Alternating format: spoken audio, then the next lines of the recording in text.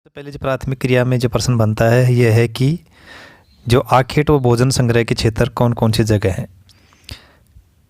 ये जो निर्वाण संग्रहण के क्षेत्र भी बोलते हैं। ये मुख्य रूप से जो उच्च अक्षांश है उच्च अक्षांश में पड़ता है उत्तरी कनाडा और यूरेशिया। ये जो यूरोप और एशिया को मिलाकर के यूरेशिया कहलाता है उच्च अक्षांश में।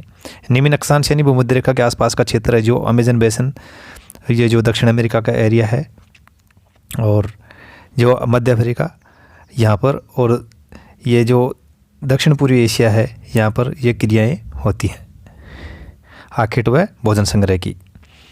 क्योंकि ये क्षेत्र अभी पिछड़े हुए हैं, वहाँ पर ऐसे आखेट और भोजन संग्रह की प्रक्रिया चल रही है। आगे बढ़ते हैं। इसमें पैरा में मुख्य रूप से ये बताया गया है कि जैसे शीत ऋतु होती है तो उच्च पर्वतीय क्षेत्रों में बर्फ़ जम जाती है, तो उस समय जो प्रवासी पशुचारण करने वाले हैं जो नीचे मैदानी क्षेत्रों में आ जाते हैं, और जैसे ही ग्रीष्म ऋतु आती है तो फिर वापस पहाड़ी क्षेत्रों में चले जाते हैं। इस प्रक्रिया को हम ऋतु प्रवास कहते हैं, इंग्लिश में बोलते हैं ट्रांस ह्यूमन्स।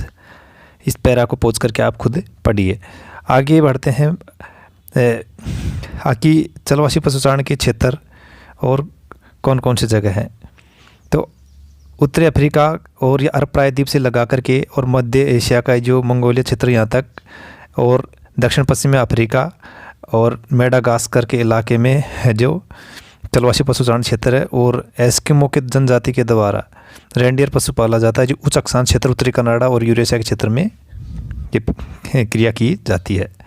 एंडीज जो क्षेत्र है वहाँ पर जो पशु पाला जाता है उसको लांबा कहते हैं, और तिब्बत के क्षेत्र में भी लांबा और याक पाले जाते हैं।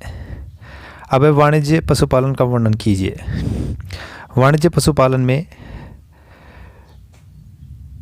ये जो बड़े देश पड़ते हैं, जो इससे उत्तरी अमेरिका का जो यूएसए क्षेत्र है यहाँ वाणिज्यिक पशुपालन किया जाता है, और मध्य एशिया का जो स्टेपी क्षेत्र यहाँ किया जाता है, यूरुग्वे और अर्जेंटीना इस क्षेत्र में किया जाता है, और ऑस्ट्रेलिया के डाउन्स में और न्यूजीलैंड के क्षेत्र है वहाँ पर वाणिज्य पशुधन पालन के क्षेत्र हैं। इसके बाद में निर्वाह कृषि का वर्णन कीजिए। ये दो प्रकार की होती है, एक तो आदिकालीन निर्वाह कृषि और एक होती है जो सिर्फ निर्वहन कृषि। आदिकालीन जो है जो आपको पता है पिछड़े हुए क्षेत्र में की जाएगी, ये अमेजन क्षेत्र और मध्य अफ्रीका जो आप जैसे नक्शे में सामने देख रहे हो मध्य अफ्रीका का इस क्षेत्र में, और भारत के पूर्वी भारत में की जाती है। उत्तरी पूर्वी भारत में झूमिंग कहते हैं, और इंडोनेशिया और मलेशिया में इसको लद्दाख कहते हैं, इस क्षेत्र में की जाती है। इसकी समस्या यह है कि इसमें उर्वरता की समस्या होती है, और आपको पता है कि इसको कर्तन और दहन कृषि भी कहते हैं। कारण ये है कि वह पेड़ों को काटते हैं और फिर उन्हें जलाते हैं, कर्तन दहन कृषि कहते हैं। स्थानांतरित कृषि भी इसे कहते हैं।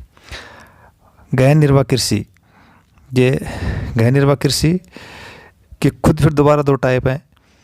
एक तो चावल प्रधान गहन निर्वाह कृषि, नाम से पता पड़ रहा है इसमें चावल की कृषि की जाती है। जो आप डार्क देख रहे हो नक्शे में, इस जगह यह चावल गहन कृषि की जाती है, जिसमें जापान, कोरिया, मंचूरिया और पूर्वी भारत और इस ये हिस्सा दक्षिण पूर्वी एशिया का जो हिस्सा है यहाँ पर की जाती है। और जो थोड़ा सा शुष्क क्षेत्र पड़ता है उसमें गेहूँ की कृषि की जाती है, उसको बोलते हैं चावल रहित गहन निर्वाह कृषि। ये वहाँ कृषि ज़्यादा होती है जहाँ पर बहुत ज़्यादा जनसंख्या की घनत्व पाया जाता है।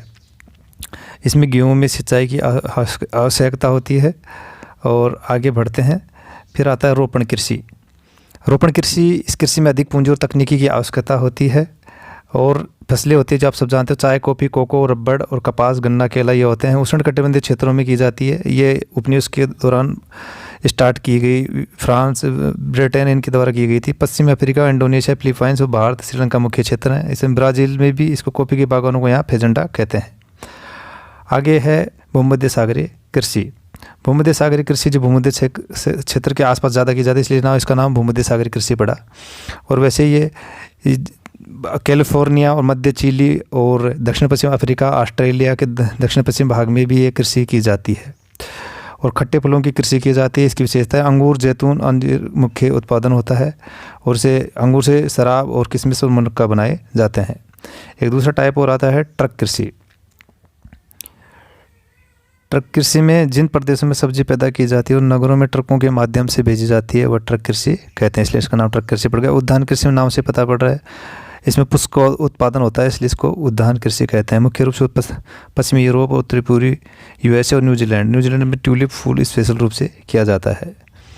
इसके बाद में प्राथमिक क्रिया खनन, धरातलीय और भूमिगत। और इसमें ये जो है उल्टा लिखा गया है, ये धरातलीय का विवर्त खनन कहते हैं और भूमिगत खनन को है जो हम गहराई में करते हैं उसको कूपकी खनन कहते हैं। विकसित देश इसे पीछे हट रहे हैं क्योंकि इसमें श्रमिक की लागत ज़्यादा बढ़ गई, जबकि विकासशील देशों में विशाल श्रमिक शक्ति के कारण जो है तो अब भी क्योंकि सस्ते पड़ते हैं तो खनन कार्य को महत्व दे रहे हैं विकासशील देश, क्योंकि अब भी मुख्य आय का जरिया यही है। खनन कार्य में जोखिम बना रहता है, आग और बाढ़ और जहरीले गैस से इसके खतरा रहती है खनन के कार्य में। सुनने के लिए धन्यवाद।